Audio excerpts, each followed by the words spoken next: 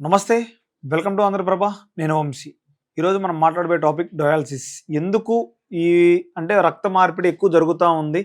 చేసే విధానం కరెక్టా? కాదా? మరి సిద్ధ వైద్యంలో ఎలా చేస్తారు వైద్యం? అడిగే ప్రయత్నిద్దాం ఒకసారి. నమస్కారం అండి. నమస్తే. డయాలసిస్ అనేది ఆధునికంగా చేసే వైద్యం. ఇప్పుడు ప్రెజెంట్ రక్త మార్పిడి చేస్తున్నారు. వారానికో, డే బై డే మనిషి ఆరోగ్యాన్ని బట్టి చేస్తున్నారు. సో, సిద్ధ వైద్యంలో ఏ విధంగా చేస్తారు? ఈ డయాలసిస్ అనే పదం ఏదైతే ఉందో అది ఆంగ్ల పదం. కాపోతే ఈనాడు ఆధునిక వైద్యంలో ఉన్నటువంటి పదం అది.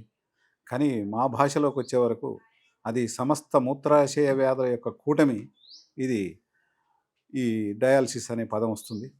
మూత్రాశయం అన్నప్పుడు దీంట్లో గనేరియా రావచ్చు, సిఫిలిస్ రావచ్చు, ఇంకేదన్నా రావచ్చు. ఇట్లా హెచ్ఐవి కానీ, తర్వాత ఇంకా కొంతమందిలో ఎయిడ్స్, ఇటువంటివన్నీ అంటువ్యాధులు. ఈ అంటువ్యాధులన్నీ వచ్చినటువంటి సమూహమే కొంతమందిలో ఈ డయాలసిస్ స్టేజ్కి తీసుకుపోతుంటాయి.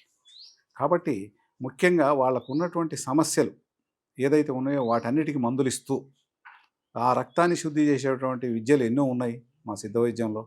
వాటికి మందులు ఇస్తే తప్పకుండా వీటి విషయంలో న్యాయం చేయొచ్చు. ప్రాథమిక దశలో ఉంటే మాత్రం డయాలసిస్ చేయకుండా మొదలై మా దగ్గరికి వస్తే తప్పకుండా వాళ్ళకు న్యాయం చేసే అవకాశం ఉంది. తీవ్ర స్థానంలో మాత్రం కొంచెం ఇబ్బందికరమైనటువంటి వైద్యమే. ఇది వాస్తవం మాట్లాడుతున్నాం. అంటే ఎలాంటి వైద్యం చేస్తారు? అంటే చెప్తున్నారు కదా! ఒకవేళ సీరియస్‌గా ఉన్న వ్యక్తుల్ని ఎలాంటి వైద్యం చేసి వాళ్ళకి క్యూర్ చేసే అవకాశం ఉంది? అయితే ఇప్పుడు మీరన్నటువంటి డయాలసిస్ మీద మీరు మాట్లాడుతున్నారు కదా! డయాలసిస్ అనేది వాస్తవంగా మూత్రాశయ రుగ్మతుల్లో కొంతమందికి చిన్నప్పటి నుంచే మూత్రం ధారగా రాదు. అటువంటి వాళ్ళు కొంతమంది ఉంటారు. తర్వాత మూత్రంలో ఇంకో అనేక రకాల చిన్న చిన్న సమస్యలు కూడా ఉంటాయి. యూరిన్‌లో ఒక రకమైన పోషక పదార్థాలు పోవటం, లేకపోతే ఇంకా వేడి పదార్థాల్లో వేడిగా రావటం మూత్రం. ఇవన్నీ ఎన్నో రకాల సమస్యలని యొక్క సమూహంతోటే ఈ స్టేజ్‌కి వస్తారు వాళ్ళు. డయాలసిస్ అనే స్టేజ్‌కి వస్తారు. దీనివల్ల ఏందనంటే తప్పకుండా ప్రాథమిక దశలో ఉన్నటువంటి వాళ్ళకు మాత్రం మహత్తరమైన మందులు ఈ సిద్ధ వైద్యంలో ఉన్నాయి. రెండోది ఏందంటే మేము చెప్పేటువంటి విషయాలు ఈ ఆహార విహార విషయంలో దీనికి గోక్షీరం అంటే ఆవు పాలను పచ్చి తాపటం, తర్వాత సింధూరాలు కొన్ని కడుపులకు ఇయ్యటం, వీటన్నిటి వల్ల కూడా అద్భుతమైనటువంటి మేలు జరుగుద్ది. కానీ ఆహార విహారాల నియమాలు పాటించే వాళ్ళకి మాత్రమే న్యాయం జరుగుద్ది ఈ విషయంలో. రెండవది ఏంటంటే ఈ డయాలసిస్ వచ్చిన ప్రాథమిక దశ నుంచే బ్రహ్మచర్యం అంటే స్త్రీతో సంబంధం లేకుండా ఉండవలసినటువంటి అవసరం కూడా ఉంది. ఇవన్నీ కూడా చెప్పవలసిన బాధ్యత ఒక ఆయుర్వేద సిద్ధ వైద్యులకు మాత్రమే ఉంటుంది. అంటే అండి ఇప్పుడు డయాలసిస్ మీరు చెప్పారు. ఏ విధంగా చేయాలి? ఎలా చేసుకుంటే మంచిగా ఉంటదని చెప్పారు. సో, అసలు ఇది రాకుండా మనం ఎలాంటి జాగ్రత్తలు తీసుకోవాలి అసలు ఫస్ట్? ముఖ్యంగా ఈ మూత్రాశయ వ్యాధులు అనేటువంటి విషయానికి వచ్చే వరకు నేను ముఖ్యంగా మనవి చేసేది ఏంటంటే అతిగా స్త్రీ సంభోగం, తర్వాత స్త్రీ సంబంధించినటువంటి వ్యాధులు, కొంతమంది స్త్రీలలో ఉండేటువంటి జబ్బుల వల్ల వాటి వల్ల కూడా ఈ పురుషుల్లో మూత్రాశయ వ్యాధులు వచ్చే అవకాశం ఉంటుంది.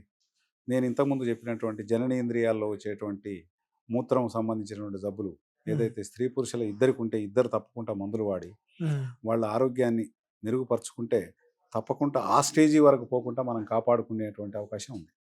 అంటే డయాలసిస్ అనేది రక్త మార్పిడి జరిగిన తర్వాత కూడా చేస్తూనే వాళ్ళు ప్రాణం పోయేలాగా వస్తుంది. చనిపోతున్నారు చాలామంది. రక్త మార్పిడి చేసినా కూడా చనిపోతున్నారంటే ఎందుకని అంటారు దాంట్లో మరి? ఇప్పుడు వాస్తవానికి ఏంటంటే అది ఏ వ్యాధి అయినా కానివ్వండి, ఒక ప్రాథమిక దశలో రెండవ దశలో ఉన్నప్పుడు వైద్యుడు తప్పకుండా దానికి మేలు చేసి దీర్ఘాయుష్మంతులుగా బతికించడానికి అనేక మార్గాలు మా వద్ద ఉన్నవి. ఇది మా స్వానుభవం కూడా. ముఖ్యంగా ఏంటంటే స్త్రీ పురుషుల్లో వచ్చేటువంటి జననేంద్రియ వ్యాధులు వాటిని రాకుండా చూసుకోవాలి. రెండోది తొలి దశలోనే మూత్రం సంబంధించిన ఏ జబ్బైనా రానియండి, ఆహార విహారాల నియమాలు తప్పకుండా పాటించాలి. రెండోది కొంతమంది వయస్సు పైబడిన వాళ్ళు కూడా బ్రహ్మచర్యం విషయంలో తప్పకుండా స్త్రీతో నియమిత కాలంతో సంభోగంలో పాల్గొనటం, ఇవన్నీ పాటించితే తప్పకుండా ఈ డయాలసిస్ స్టేజీకి రాకుండా మనం కాపాడుకునే అవకాశం ఉంది. ఈ మూలికలను మీరు ఎక్కడి నుంచి తీసుకొస్తారు? ఎలా ఏర్పాటు చేసి ముందుగా ఒక టాబ్లెట్ రూపం ఎలా మారుస్తారు మీరు? మూలికలు అనేవి సర్వసాధారణంగా మా నల్లమల అడవిలో ఎన్నో దొరికే ఉన్నాయి.